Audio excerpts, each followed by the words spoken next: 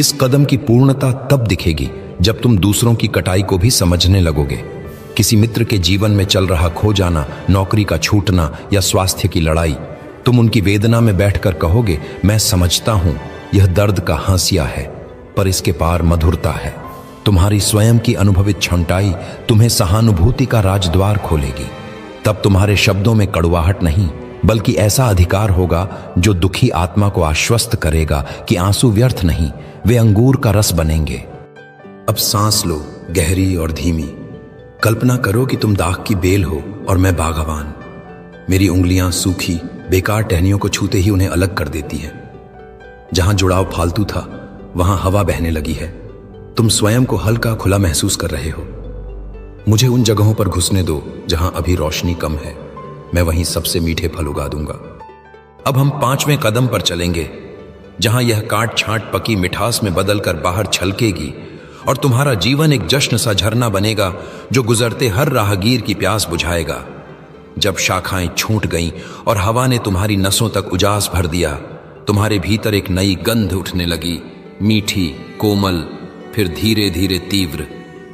यह वह क्षण है जहां मैं तुम्हें 5वें कदम पर बुला रहा हूं।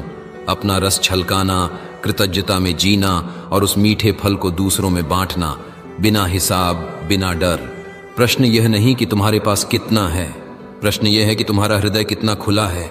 जिस तरह लता अपना मधुर रस अंगूरों में भर देती है और फिर अंगूर रसिक के होंठों तक पहुंचते ही बेसलीकपन भूल जाते हैं, वैसे ही तुम्हारा जीवन अब मेरे प्रेम का प्याला होने के लिए बना है। तुम उसे जितना उड़ेलोगे उतना ही उसमें बढ़ेगा, क्योंकि मेरा स्रोत सीमाहीन है। इस 5वें कदम को समझने के लिए उस दोपहर को याद करो जब मैं दूर किसी कुएं के पास बैठा प्यासा था और शिष्यों को भोजन लाने भेजा था। वहां एक औरत आई, थकी, शर्मिंदा, समाज की निगाहों में हारी हुई। मैंने उससे बस इतना कहा, मुझे पानी पिलाओ, और बातचीत के कुछ ही पलों में उसका सूखा हृदय सोते सा फूट पड़ा। वह दौड़ती हुई अपने गांव पहुंची और चिल्लाई, आओ, एक आदमी मिला है जिसने मेरी सारी कहानी कह दी।